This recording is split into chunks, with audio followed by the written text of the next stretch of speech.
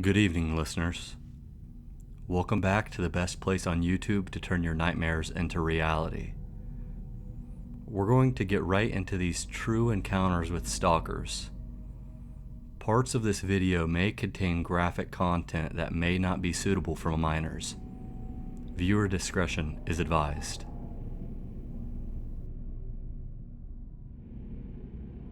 The Mesa by Ducky666.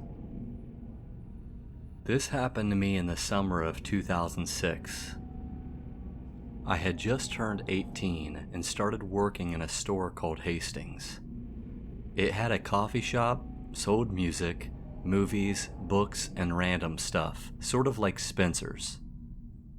I lived about 5 miles away in the farthest part of the west side of Albuquerque, and I mostly worked closing shifts, getting out around 11 p.m. I was very much into the local music scene at that time, and if I wasn't at work, I was at a show or with my friends so much that I practically lived out of my car. I mean, I still lived with my parents, but I was never home. I only went home to just feed my dog and sleep. My mom was always worried about me working there because I had to drive home late, but I needed to make money and it worked out perfectly for me. Fast forward 2 months, the summer was coming to an end, and I met a lot of people from all walks of life. You know, we had drug addicts attempting to resell their busted up movies or stolen game consoles, teens who hung out around the coffee shop, families renting movies on Friday nights, and that sort of thing. But I loved my job. I met my husband, who I'll refer to as Chris around this time as well. He lived in Utah, so we communicated through our phones and MySpace until he moved here for school in the fall. I was in love for the first time in my life, and I think that's why I didn't notice anything at first. One night while I was putting the rentals back on the shelves, I glanced outside and noticed a car with lights on in the parking lot, and the spot directly in front of my car. Though it was odd because the lot was empty, besides the employees from my store, management had everyone park farthest from the store so customers had first choice. I had decided it wasn't alarming and I had quickly forgot about it and kept working. It didn't even cross my mind after we were released from work, and once I walked out, I realized nobody was there any longer. That night after work, while on the phone with Chris and while eating dinner, out of nowhere, my dog Dixie, who was a massive pit bull and always slept with me, ran toward one of the windows in my room while growling and barking. This continued for a good 5 minutes straight, and despite my best efforts, I couldn't calm her down. I had never seen her act like that. She had never snarled and drooled like she was at that moment, and I had a feeling someone, or something, was outside, and to be honest, I didn't open the curtains to see, as it was well past midnight and just past our yard is an open area with woods, like a walking trail. She eventually stopped and ended up falling asleep below that window, which was weird because she always slept in my bed with me. A few days passed, and that Friday at work, while working up front, I answered the telephone. "Hastings, my name is Tracy, how can I help you?" Nothing. And then something, just noises, like the phone moving around someone's face or clothing, and then they hung up. I remember laughing it off, and then the phone rang again. "Hastings, my name is Tracy, how can I help you?" "Hello? Hello?" This time it was just silence. Nothing. Again. I hung up, walked out of the little work area, and the phone rang again. One of my coworkers was walking up toward the line, reached for the phone, and it stopped ringing altogether. This seemed kind of weird to me, but I didn't have any time to think about it as work was hectic on this Friday night, and I was extremely busy that day as I remember we had a radio station there for something. After closing, I reached for my phone and noticed a few missed calls from a private number. I figured it was a few friends trying to fuck with me because I was supposed to go to the movies with them that night, but had gotten called in on my day off. Once again, I shrugged it off and finished closing up the store. As I'm driving home, I noticed a car tailgating me for a couple of stoplights. This seemed a bit odd, as I traveled a good distance and they kept following me, tailgating every time I had to stop. I got a little nervous and called Chris to calm myself. After explaining the situation, he told me to go pick up a burger at the closest fast food restaurant to see if they kept following me. I turned in and the car kept going straight, and I was instantly relieved and felt that I was just working myself up. I decided to take the back road home instead of the normal way, and once I returned home, I settled in my bed to talk to Chris while Dixie was at my feet snoring. We spoke for a while about our days and eventually both began feeling tired. All of a sudden, outside I heard someone or something walking around in our backyard. I could tell because our yard was made of bedded rocks, like gravel, so it was a distinct sound when someone was walking through the yard. Dixie popped up immediately and ran to the window. This time, the curtains were a little open and she was able to poke her head through, and then she started scratching at the window, trying to get out while barking and growling worse than before. I honestly thought that she was going to break the window at this point, which is completely unlike her. Without looking outside, I grabbed her collar and tried to pull her away. But as I'm a small girl, standing at 5'2" and around 120 pounds at the time, I was unable to move her.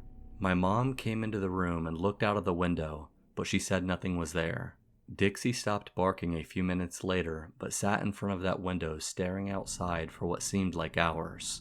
Eventually, she fell asleep under that window, and I fell asleep on the phone with Chris. Around 5 a.m., I got a call from a private number again. Half asleep and not having it, I just turned my phone off. When I woke up later that morning, I turned my phone on and was surprised to see that I had a voicemail. It sounded as if the person was outside by a road or something, but all I could make out was a voice saying, "Hello, Trace." Then click, they hung up. That was it. I was convinced that my friends were messing with me, as the only people who called me Trace were friends and family. I even considered the fact that maybe they were outside my window last night trying to really get a good one on me. I waited till the evening to call who I thought it was, and he denied it. And thinking that he was lying, I laughed it off and told him to keep it up in a joking manner and went about my day. Looking back now, I think that I wanted it to be my friends. I wanted to have that mental security to thinking it was only a prank, which is why I played it off for so long. At work that night, there was a car that wasn't an employee's parked right next to my car again, which I thought was odd because I could see a couple of silhouettes sitting in the car. I told my manager about this, and when he looked out of the window to see, they drove away. That random car was outside every night from that night forward, and understandably so, I was starting to become worried, as were the other employees. A few days passed, and I was driving home from a show with a few friends in their vehicle when a car started tailgating us. My stomach instantly dropped because it looked like the car that was outside of where I worked. I'll be honest, we were hotboxing that night and we were all in a good mood. So my friends, not knowing about the situation, started laughing and talking about brake checking them for tailgating us. I was telling them to shut up so that I could explain to them what had been going on, but they weren't having it. I eventually got them to listen to the story and explain that I have still been receiving calls nearly every night from a private number, but once again, they brushed it off. My friends were calling me paranoid and didn't want to listen to me, so I called Chris to calm myself down once again. He knew everything that was going on and told me to just go home as soon as possible. I told my friends to take me home, and they did. They dropped me off a few minutes later, and like clockwork, I immediately started receiving the private calls again. Thinking it was them trying to scare me more, I turned my phone off and called Chris on my home phone. Hours passed, and out of curiosity, I had decided to turn my phone on to hear my friends' ridiculous and most likely drunk voicemails. Like I had thought, I had 3 voicemails. As soon as I heard my friend's voice on the first message, I felt instant relief and instantly deleted it. Thinking the other 2 were from them as well, I wasn't nearly as worried as I had been. That changed quickly. When I opened the voicemail, I heard what sounded like a drunk Native American woman with a raspy voice saying, "Trace." "Trace, Trace." And then they, or whatever it was, hung up. I thought, okay, they got someone to do that. I deleted that one and continued on to the next. But what I heard next made my blood turn to ice while sending a chill down my spine all at once. The voice on the line was serious this time. It said, "You stupid, nasty whore, wake up. You're nothing but a stupid slut, Trace. We see you laying in there in your little shorts, you skinny slut. We're going to kill you. We're going to kill your stupid pussy-ass dog first. Then we're going to hog-tie your skinny ass up and throw you in the back of our car. Next, we're going to drive up to the Mesa, where we're going to cut off your dead dog's legs and use them on you. Then, we're going to take turns on you till we feel like killing you, and then we're going to dump your body in the Mesa. How does that sound? Do you like it in the Mesa, Trace?" It was the same woman as before, but she sounded vile. My hands were shaking, and I just kind of sat there in shock. Tears were rolling down my face, and I immediately called my mom, who was at work. I was home alone. I grabbed my dog and left in my car to go over to one of my friends' houses who lived a few blocks away. She couldn't believe what she heard. She called her dad in the room, and he immediately called the cops. I got a private call as he was speaking to the police. I didn't answer it. Of course, they left a voicemail. It was the same lady laughing the creepiest laugh. This time she said, "You can run and hide, but we know where you work and we know your friends," as she started naming off most of my friends that I was hanging out with that summer, even mentioning Chris and the friend I was right next to. I hung up, and that's when my first panic attack began.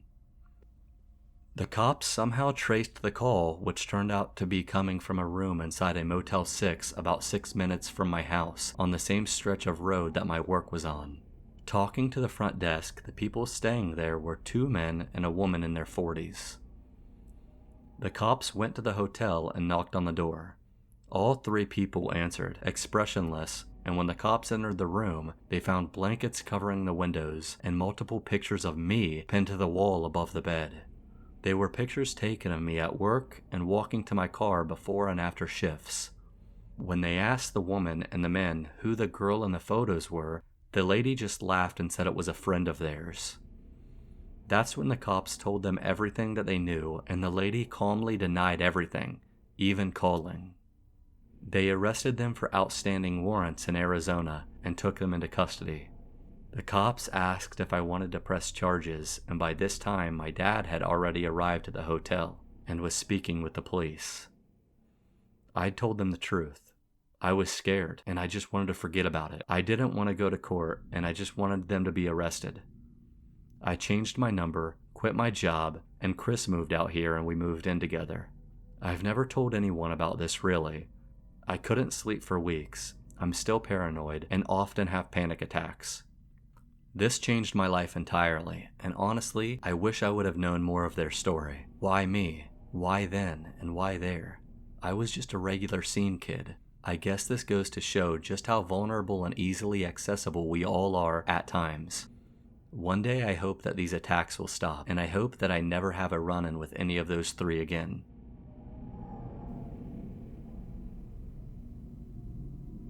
Neighborhood Stalker by D. Barnes, 04. A few years ago, I had an encounter with a woman that lived in my neighborhood. We'll call her Cindy.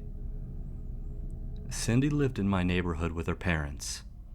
I understand that at first, this doesn't sound threatening, but Cindy was an adult living at home with her parents, so it's a bit of an unusual circumstance. Cindy was a tall and heavy-set woman with dark brown or black hair and even darker bags under her eyes, and I would guess that she was in her mid-40s. Her skin was a pale white with a few really large sunspots, and when she opened her mouth, it revealed a few yellow and brown teeth. She always had widened eyes that appeared reddish and watery, like she was unable to blink. The thing that I noticed the most about Cindy were her fingernails. They were long and unkempt, and almost looked like they were shaved to a point. They were dirty and grungy underneath and resembled what I thought were claws.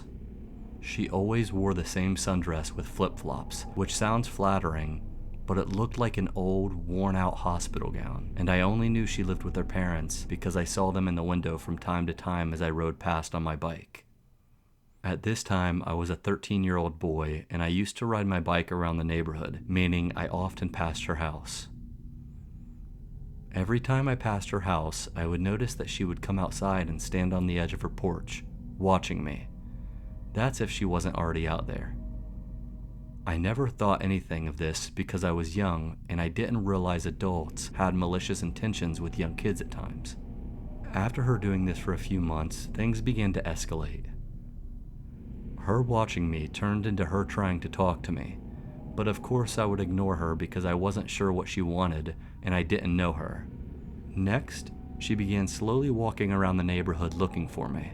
I knew this because once she found where I was, she would walk behind me wherever I rode my bike. Oftentimes, I would turn a corner while riding my bike to find her waiting for me, as if she knew I was coming in that direction. These little things really began to weigh on me and started affecting how I performed in school and at home, which led to me getting in trouble more often as well. I couldn't help but ask myself why this adult woman that I didn't know and had nothing to do with was following me around. As far as I knew, Cindy wasn't dangerous or didn't have any mental health conditions that would explain her behavior, but this didn't stop me from avoiding her. All of this later came to a head when I saw her following me one night. It was around what I would guess was 8 p.m., and the sun had gone down, meaning the streetlights were basically the only light around, and I was riding my bike around the neighborhood with my friend Brett. As we were riding, we almost literally ran into Cindy as she was riding around a corner at the backside of the gas station for us. She was standing there, staring at me as we rounded the corner, in her sundress and flip-flops, and a smile cracked from her mouth as she realized we saw her, and then she mouthed the words, "Hi." We almost fell off of our bikes, and jokingly, we sped off around her going toward the end of the street. As we were pedaling quickly down the street, which was about a quarter-mile long, something told me to look to my side. As I glanced to my left, between the houses that we were passing, I saw the silhouette of a woman sprinting down the alley that ran parallel to us. This wasn't a normal run, but a sprint, like the sprint from the man in the movie Get Out. I could tell this was Cindy by the outline of the sundress, and for some reason the way that she was running chilled me to my bones. I would have never guessed that she could move like this, as she was sprinting faster than I had ever seen anyone move, and before now, I had never seen her do anything more than slowly walk. She must not have known I had seen her, and being terrified, I stopped and cut back the opposite direction with Brett to head towards my house.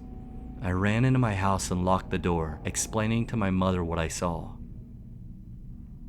The next few days were uneventful, but eventually Cindy began following me to my house as well, asking me if she could come in when she thought I was alone, and following me on my heels on my way to the door. I had had enough, and I eventually stopped riding my bike altogether, hoping that this lady would stop doing what she was doing. Things died down for a few months, and as I write this, I'm 15 years old, and I'm still living in the same neighborhood. Cindy recently appeared again, and it all started a few days ago with her coming to our door and knocking. I instantly remembered who she was, and immediately freaked out and had a panic attack. Her knocking has turned into her banging and violently shaking the doorknob while yelling at us. I know you're thinking that we should just call the police, but most of the time when she comes over, it's when I'm home alone, and I'm so afraid that I remain inside and don't move or talk, let alone feel brave enough to call the cops when I've seen what she's capable of. She knows my name, and a few days ago she was pounding on the door after I got home from school, yelling, "Hi, Derek!" over and over again, in the same tone and voice, like it was a recording being replayed again and again. I have no clue how she knows my name, as neither me or my mom have ever spoken to her in our lives. The only way that she would know our names is if she asked our neighbors or the landlord, which just adds to the creepiness of the situation.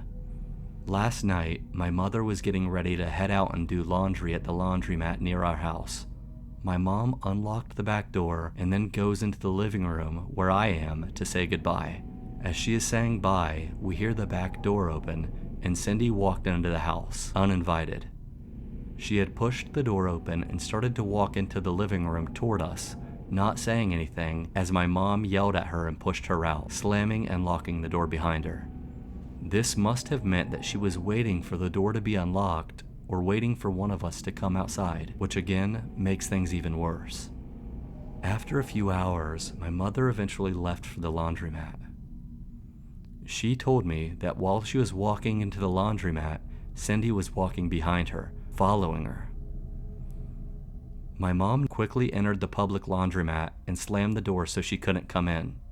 It took her a while to build up the nerve, but my mother came home a bit after 10 p.m. and told me the story. Later that night, around 12 a.m., I was folding the clothes and I hear a bang on the front door. I check through the peephole and I can see Cindy running away as if she knew I was inside, still awake. A bit later, I couldn't sleep even though I had school in the morning, and now it was around 2 or 3 a.m. this morning and I was in the living room once again. I hear something moving in the grass behind my house as I heard from our kitchen window, and I looked out to see Cindy standing at the edge of the tree line and our yard. She ran away into the darkness of the woods as she realized I noticed her. I've also been hearing noises at night in our backyard, like multiple chitter-chatter voices talking back and forth as I lay in my bed, but I'm not sure if this is related or not. I can't seem to shake the feeling that something really bad is about to happen to us. Almost Got You by Kawaii Octopus. For this story, I'll refer to myself as Ariel for obvious security reasons. I am a 22-year-old female from a small town in central Kentucky. This story and the events that took place have changed my whole life. I was just starting college at a local university and my new dorm mates seemed nice enough. They began showing me around the area and we quickly built a friendship. A few weeks into the year, and we had done a lot of hanging out and enjoying college together. One night, a few of them said that we could sneak off campus and go to the mall just about 4 miles away or so. At first, we only snuck off once or twice, but eventually, I began sneaking off about 3 times a week after each exam to get coffee at the local Starbucks while walking around the attached shopping center and mall. I would like to mention that this mall is huge, and me being from a small town, it was easy to get lost in what I would consider the city. I remember the elevator in this place was really elaborate and gorgeous, with beautiful double-sided mirrors and glass paneling that allowed you to see people outside of the elevator while acting like a mirror so the people outside were unable to see you inside the elevator. I had been walking on the ground level for what I would guess was 45 minutes. All the while texting my roommate, who we nicknamed Skipper. She was the first friend I made on campus, and we currently had planned on making a project for one of our upcoming exams on human psychology, with my given assignment being obsessive behavior. As I sat on a bench on the ground level of this mall, discussing the project over the phone with Skipper, I couldn't help but feel as if I were being watched. I scanned the area around me as I often did, as people watching was something that I enjoyed doing. And that's around the same time that things began to seem a bit unusual. After looking around for a moment, I locked eyes with this man that was peering at me around a bookcase, making direct and uncomfortable eye contact. Of course, being shocked by the unexpected eye contact, I looked away and began texting Skipper, letting her know of the situation that just occurred. I then proceeded to take one more glance, and I was surprised to see that the man was now gone. I have always hated awkward encounters, so feeling a bit shaken by this stranger that was clearly trying to secretly watch me, I decided to shake the feeling by walking through the mall. I got to the second floor and was shopping in an apparel store, and within minutes I felt the same uneasy feeling that I had previously felt. I looked up, and through the windows of the store, I saw the same man looking at me through the window, but he was on the far side of the walkway, which was above the lower level. I immediately turned away and walked a few aisles deeper into the clothing store. telling myself how it was just a coincidence that the exact same man was watching me again. I then decided that I would leave this store, and if I ran into the man again and made eye contact for a third time, I would leave the mall entirely and cut my losses, while accepting that it was just a creepy old man looking for girls to scare. I walked to the elevator and started descending to the first floor. As I was walking amongst the crowd, I overheard a conversation from two girls. One was saying that she hoped their friend was okay and how it was unlike her to ever leave in the way that she did, while the other friend, who didn't seem very interested, tried to calm the first one, who seemed a bit obsessed with her missing friend. Quickly remembering my project on obsessive behavior, I approached the two girls and introduced myself while giving them a heads up on my upcoming project and how I was interested in asking them for a quick interview. At first, the older of the two seemed irritated and against speaking to me, but they both quickly changed their minds and told me the story of their friend who had gone missing. Apparently, their friend was abducted from the same area about 4 months prior with no trace left behind of where she could have gone. I found this particularly odd as this was a public mall with cameras in view at all times, and that even the cops were unable to locate any information other than an unidentified suspect or proof of foul play. After talking a while about their friend, we said our goodbyes and I started making my way back to the exit of the mall, when again I felt that all too familiar, eerie, and uneasy feeling. I turned around and saw the man walking behind me, trying to keep pace with me while remaining hidden. In a panic, I sped up and turned each corner as quickly as I could, eventually slipping into the parking garage and sprinting towards my car. For some reason, seeing this man walking towards me like that, with his eyes darting around, frightened me and caused me to run. I had this primal fear in my bones, like I had to get out of there. That's the only way I can explain it. I locked my doors and sped away as quickly as I could, only stopping to pull into a gas station a few miles down the road to fill up. Still terrified, I went inside to pay and asked for the restroom key so that I could recollect my thoughts and my bearing. The gas station attendant must have seen the look on my face because she asked me what I was running from, to which I briefly told her that I had an awkward run-in with an unusual man. I described the man to her as she was curious and then went to use the restroom, which ended up being the employee's restroom, which the attendant allowed me to use because she was worried about me and was being nice. As I was using the restroom and gathering my bearing, I overheard the attendant and someone else exchanging loud words. It seemed like a confrontation of some sort between the clerk and someone else, which seemed unusual to me. As I began to walk out of the restroom, I felt someone pushing on the door from the outside, jarring it shut. I stepped back and almost yelled for help when a note was slid under the door. The note read, "Don't come out and be quiet." I stood paralyzed in fear as I heard the argument escalate as the gas clerk continued to tell this man that she didn't know whose car it was outside and that it was left and the person in it got into another car with some friends. The person the clerk was arguing with was not believing her story until she finally said that she was going to call the police if he didn't leave. I heard the bell ring as the gas station door opened and closed. The clerk then opened the door and described the exchange of words and the man that was in the store. The man had came in with a picture of me, one that looked recent, and stated that I was his lost daughter and I had trouble remembering things. He then began stating that he knew it was my car outside and he needed to find me. The man then proceeded to try and convince the gas clerk that I was a pain and liked to run away.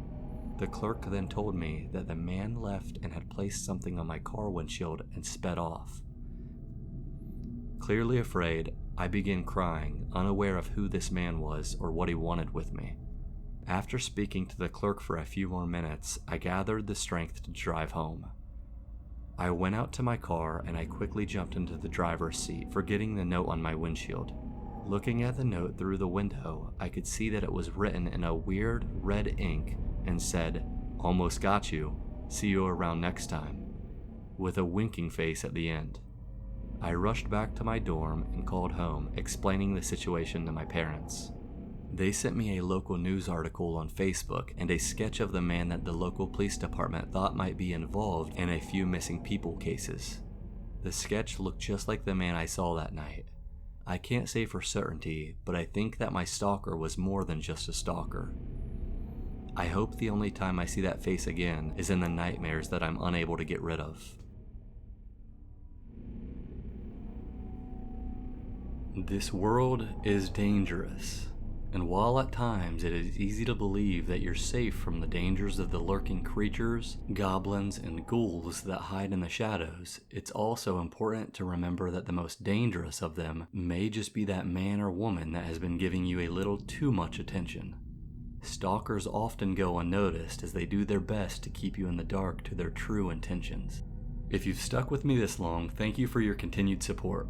If you want to support this channel even more, please drop a like, comment, and share this and the other videos on this channel. As well, please subscribe if you haven't already. New subscribers really help to support this channel and grow it. So I hope we can continue to grow together and eventually bring these stories to a much larger group of subscribers.